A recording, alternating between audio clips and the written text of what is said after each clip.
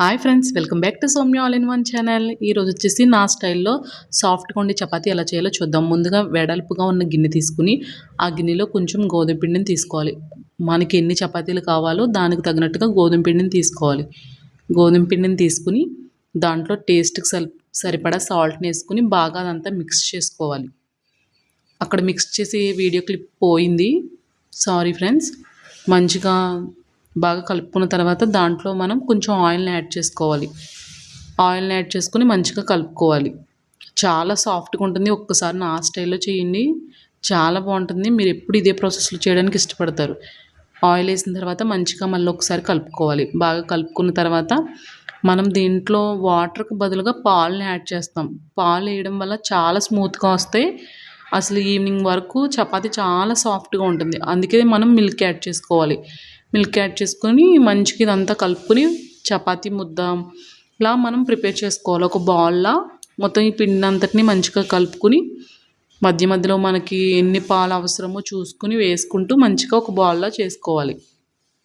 చేసుకుని మంచిగా ఇదంతా బాగా కలపాలి. మనం కలిపే విధానంలోనే చపాతీ అనేది చాలా మంచిగా వస్తుంది. సాఫ్ట్గా ఉండడానికి మనం మంచిగా కలుపుకోవాలి. ఎక్కువసేపు దాన్ని కలుపుకోవాలి. తర్వాత కొంచెం బాల్ కింద చేసుకున్న తర్వాత ఒక ప్లేట్ పెట్టి దాన్ని కవర్ చేసుకుంటూ మనం ఒక 30 మినిట్స్ పక్కన ఉంచేయాలి. అలా ఉంచడం వల్ల పిండి అనేది మంచిగా కలిసి మంచిగా ఇలా నొక్కితే మెత్తగా అవుతుంది. మీకు వీడియో క్లిప్లో చూపిస్తున్నట్టుగా అవుతుంది. తర్వాత కొంచెం బాల్ కింద తీసుకుని ఆ బాల్ని మంచిగా మనం చపాతీ చేసుకోవడానికి చిన్న చిన్న బాల్స్గా చేసుకుని ఆ బాల్స్ని కొంచెం ఇలా ఒక పూరిలా ఒత్తుకుని పక్కన పెట్టుకోవాలి. అలా పెట్టుకోవడం వల్ల చపాతీలు చేయడానికి చాలా ఈజీగా ఉంటుంది అన్నమాట. చాలా ఫాస్ట్గా చేయొచ్చు. ఎన్ని చపాతీస్ అయినా కొంచెం ఫాస్ట్గా చేయొచ్చు. చపాతీ పీట తీసుకుని గోధుమ పిండిని పొడి పిండిని కొంచెం వేసుకుంటూ మనం ముందుగా చేసుకున్న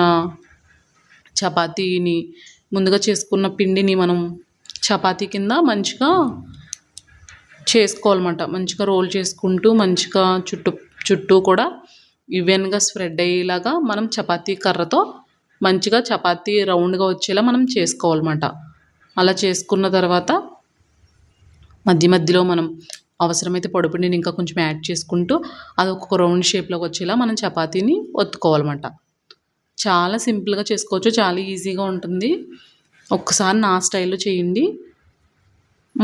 మిగతావన్నీ మనం చేసుకున్న పిండి అన్నీ మనకి ఎన్ని కావాలో అన్ని చపాతీలా రెడీ చేసుకుని పక్కన పెట్టుకోవాలి. తర్వాత స్టవ్ అంటించి చపాతీ కాల్చుకునేది పెట్టుకుని అది హీట్ అయిన తర్వాత చపాతీ దాని మీద వేసుకుని మంచిగా ఈవెన్గా కాల్చుకోవాలి. మధ్య మధ్యలో మనకు అవసరమైతే కనుక ఆయిల్ని వేసుకోవాలి.